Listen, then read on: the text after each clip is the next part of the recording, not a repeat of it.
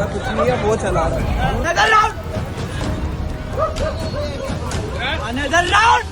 क्या हुआ?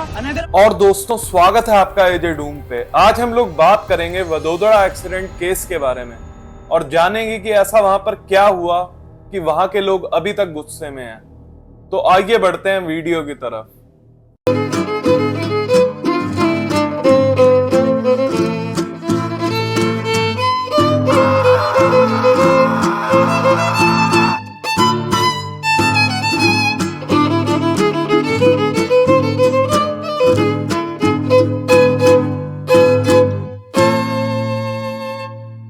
दोस्तों, 13 मार्च की रात थी। एक वॉक्सवैगन नाम की कार तेजी से चलते हुए दो स्कूटियों को इतना बुरे तरीके से मारती है कि वो उनको 10 किलोमीटर तक घसीट के ले जाती है, जिससे 37 साल की महिला हिमानी पटेल की उसी समय मौत हो गई और 4 लोग बुरे तरीके से इंजर्ड हुए, जिसमें से 2 छोटे बच्चे तक थे। गाड़ी जैसे ही रुकी तो गाड़ी को देखकर लग रहा था कि ये गाड़ी 100-150 की स्पीड पे चल रही थी, क्योंकि आगे से पूरी गाड़ी खत्म हो चुकी थी और गाड़ी के एयर बैग्स भी खुल चुके थे। गाड़ी की नॉन ड्राइवर सीट से एक लड़का निकला और लड़के ने निकलने के बाद कहा, इसमें मेरा कोई हाथ नहीं है, वो दूसरा लड़का चला रहा था, और बात करते करते वो लोगों की नजरों से गायब हो गया।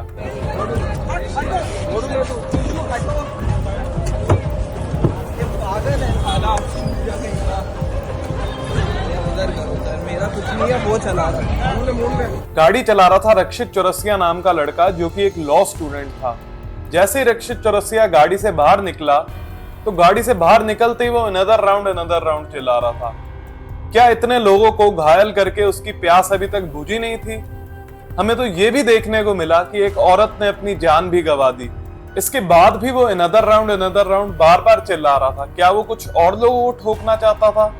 इसके अलावा वो एक लड़की का नाम ले रहा था जो कि हो सकता है उसकी गर्लफ्रेंड हो, और फिर वो एकदम से ही ओम नमः शिवाय का जाप करने लगा। क्या वो भगवान का नाम लेकर वहां से भागना चाहता था?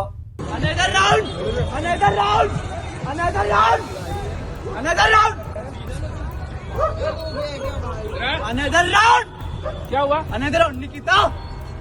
निकिता मेरी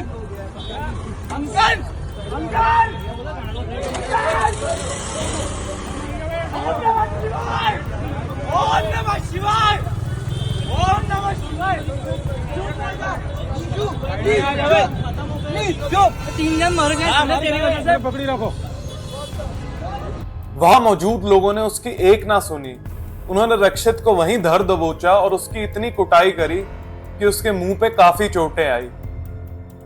अगर हम रक्षित चौरसिया का पुराना रिकॉर्ड देखें तो वो भी कुछ खास अच्छा नहीं है, क्योंकि एक बार ये अपने फ्लैट में 3 लोगों के साथ था और ये दारू के नशे में धुत था, और ऊपर से इन्होंने लाउड म्यूजिक लगा रखा था, वो भी रात के समय, जिससे आसपास के लोगों को काफी असुविधा हो रही थी। और जब एक व्यक्ति इनके घर गया तो उन्होंने म्यूजिक तो कम करा नहीं, ऊपर से वो इसको जान से मारने की धमकी दे रहे थे। अब रक्षित पुलिस कस्टडी में, और वो अपनी लॉ की पढ़ाई का पूरा फायदा उठा रहा है ताकि वो इस केस से बच सके। रक्षित अभी तक नहीं सुधरा। रक्षित बार बार न्यूज चैनलों पर झूठे बयान दे रहा है। वो लोगों को मासूम बन के दिखा रहा है, लेकिन लोग अब उसकी सच्चाई जान चुके हैं कि रक्षित असल में कैसा आदमी है। आइए देखिए रक्षित ने क्या न्यूज चैनलों पर बयान दिए। ऋषिगढ़ से निजामपुरा वापस आ रहा था, बस। पूरा का घर किधर है? गधेड़ा सर्कल। सोसाइटी का नाम नहीं पता सर। हम लोग स्कूटी से आगे आ रहे थे, एक क्योंकि कारेली बाग चौराहे पे चौकड़ी पे आप देखेंगे कि गड्ढा हुआ है, और हम लोग जब राइट लेने का स्पेस था उस टाइम एक स्कूटी थी और एक कार था। उसके बाद जैसे ही हम लोग अंदर घुसे तो कार छू गई और एयर बैग खुल गया। जैसे ही एयर बैग खुला कुछ आगे का दिखा नहीं और गाड़ी अपने आप ही डीरेल हो गई। कितनी स्पीड में थी गाड़ी?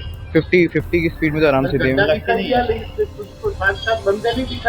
7 बंदे थे ही नहीं उस टाइम। एक स्कूटी थी और एक कार थी, बंदे तो वहाँ पे थे ही नहीं। वही तो बात है, मुझे कुछ आइडिया नहीं। उसके बाद हम लोग सीधे इधर आके कुछ पता ही नहीं चला क्या हुआ। सूरज के घर अपने पार्टी किया था? नहीं, कुछ नहीं किया था। सीधे वहाँ से निकल, उसको छोड़ा था, वो होलिका दहन के लिए हम लोग गए थे। तो आपने दारू पिया था? नहीं, कुछ नहीं पिया था मैंने। गांजा कहाँ लिया था? सर मैंने कहीं कुछ नहीं किया था। और क्या? आपको अफसोस है कितने दिन पता है आपको 8 लोग सर मुझे अभी जस्ट पता चला है और मुझे कोई आइडिया कल तक नहीं था क्योंकि तो दोस्तों इस वीडियो के एंड में मैं बस यही कहना चाहूंगा कि रक्षित चौरसिया जैसे लोग जो कि सड़कों को अपने बाप की जागीर मानते हैं और ये सोचते हैं कि वो सड़कों को रेस एक ट्रैक बना देंगे, पहले तो ये लोग गलतियां करते हैं, फिर बाद में आके इनके माँ बाप इनको छुड़ा लेते हैं। रक्षित को उसके किए की पूरी सजा मिलनी चाहिए। अगर रक्षित को उसकी पूरी सजा ना मिली तो ये चीज हमें बार बार देखने को मिलेगी और रक्षित जैसे लोग बार बार ऐसी गलतियां करेंगे।